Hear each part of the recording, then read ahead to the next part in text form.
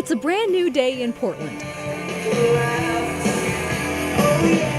And radio DJ Greg Glover. It's Alternative Mornings, the tiny little division here at 94.7, serving Portland, is Vancouver, here for it. And beyond. And Greg and Biscuit hanging out with you. We for 19 years. Wanted to play you one just from my personal collection. Indie rock-loving Portlanders have woken up with Glover on 94.7 FM.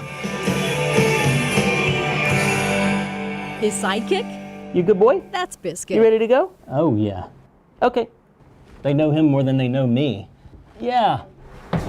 Outside his home studio. This is where I spend most of my time. Some of these, Glover's love for Biscuit. This is Biscuit's wall. And music. He's in the Rush album cover. Is everywhere. And the Replacements. Biscuit there. Here they are trying to make you famous. It was a passion from when I was a kid. All different stuff. Yeah. Glover's Southern twang. I've bought so many records. A nod to his Alabama roots. All different stuff. His from 3,000 records. Jazz to alternative to a nod classic rock. To his mom.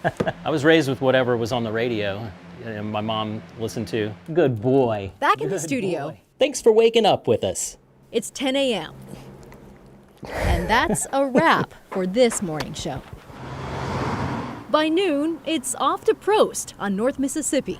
This is my routine. This is my corner office where I spend a lot of time. It's a place where everybody really does know his name. Oh, yeah. Come here, buddy. Heck yeah, Greg Glover's my buddy, man. First, a quick stop at Blood Buzz. Oh, yeah. For iced coffee. These people see me every day. Good morning, Dennis. They even made him this mug. He carries it everywhere, even at home. Don't act brand new. Words to live by. The words of a mom he once saw scolding her kids. Exactly. Pulling things off the shelves, and she was just trying to hold it all together, and she was like, "Get over here, don't you act brand new." And I was like, I love that. And that's kind of become my motto.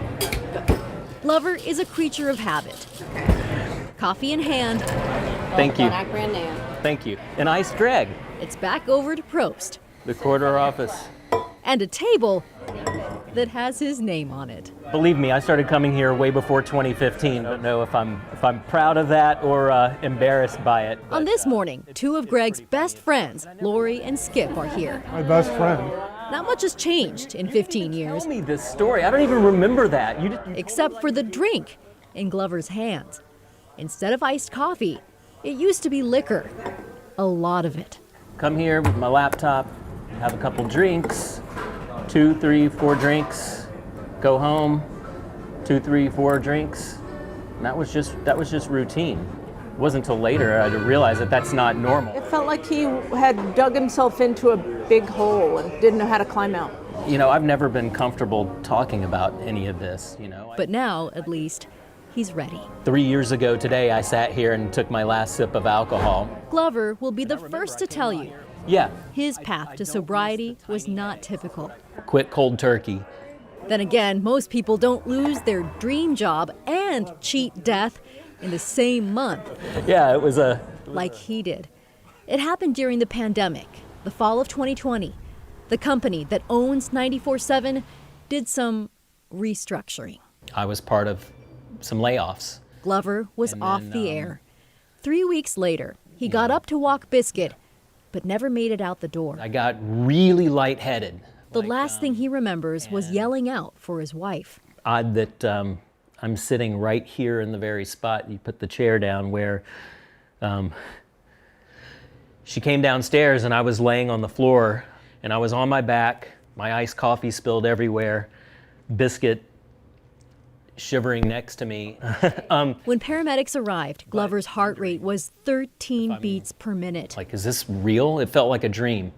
They rushed him to the hospital.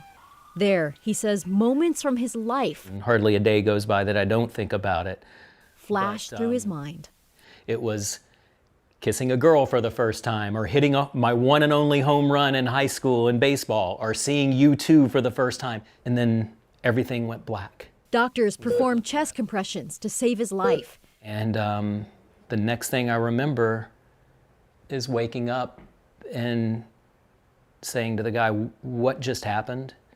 And he said, "We lost you, but we got you." Glover went into emergency surgery. Doctors put a pacemaker in his heart. Later, they noted something else. They said, well, when you came in, your liver levels were a little high, but when you left 2 days later, they were fine. You might think that's when Glover stopped drinking. But that same week, And then where was I? The pub. Glover says his drinking only got worse. And I think I was, spiraling. And He decided to seek help. maybe I need to talk to someone other than someone at the end of the bar about what was going on with me and the fact that I lost my job and I just lost my life. And I'm probably drinking a little more than I should. And But I even knew with that. therapy, it would take 8 more months before Glover got the wake-up call that stuck. My wife said something to me. Yeah, it was getting pretty obvious at that point. Yeah, I don't want to be married to an alcoholic. It embarrassed me. Glover decided to quit drinking for 1 week. I'd planned on taking a week off, and I'd never taken a week off, barely a day off, ever.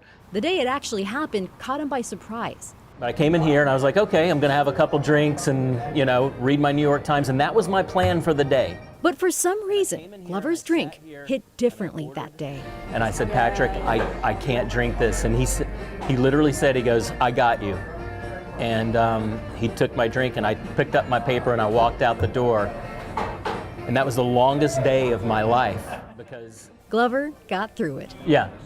With help from his therapist, he set a new goal, 3 weeks without drinking. This fall marks 3 years. I know. To watch him, he's thriving, He's thriving. It shows. I can see it in him, and I'm really proud of him. It's Alternative Mornings with your friends Greg and Biscuit getting the day started. And Glover with has something else. Coming up in just a few, Bob Marley and His the dream Wailers. job, Right now, it's again. the Killers on 94.7 Alternative After a year Portland. off the air, his first year sober, Yeah. 94.7 went through more restructuring. It's the Killers on 94.7 This time, Alternative it meant Portland. the return of Greg and Biscuit. People delighted that Greg and Biscuit were back on the air on 94.7. Station manager Mark Hamilton remembers. Doesn't get much better than that. It was really serendipitous that my life hasn't gotten worse since I've left alcohol. That's for sure. Bowie from 1983, Let's Dance. When Glover returned to the airwaves, listeners had no idea what he'd been through. This fall, he finally opened up on Facebook. People said, wow, I'm 2 weeks sober and this inspires me to keep going. Wow, that meant a lot. Glover is clear on this point. His journey to sobriety is his alone. But his friends have helped, We still have our coffee dates, including Dan Hart. He owns Prost. It's just great that he still wants to come around and hang out with me and hang out with the rest of his friends. And I'm incredibly proud of what he's done. Yeah, I'm super lucky. Some good friends. Okay. Glover knows not everything is perfect now. Life is still going to have curveballs come my way. I know. My anxiety tells me so.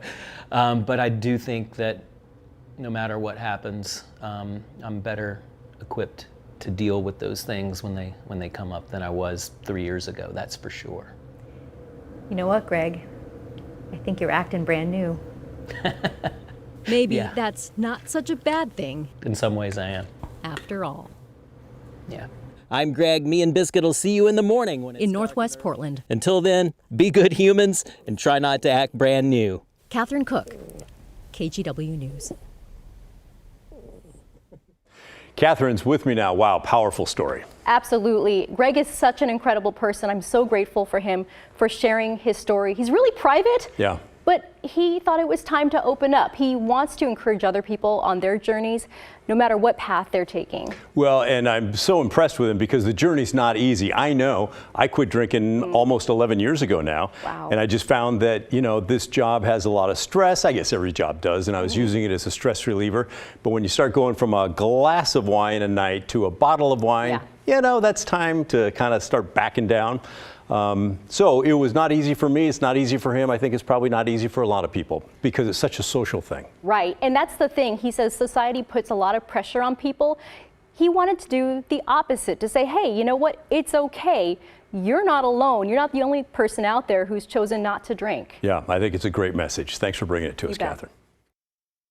And by the way, you'll feel great in the morning. Hey, we'd love to hear from you tonight. Maybe you recently gave up alcohol. Maybe you've been sober for a while now, or you're thinking about it. Let us know, will you? After all, it doesn't always have to be doom and gloom in politics and government here on The Story. We're a community here. Maybe you have some sobriety tips you want to share. Send them to us, will you? The email is thestory@kgw.com or call and leave a voicemail, 503-226-5090.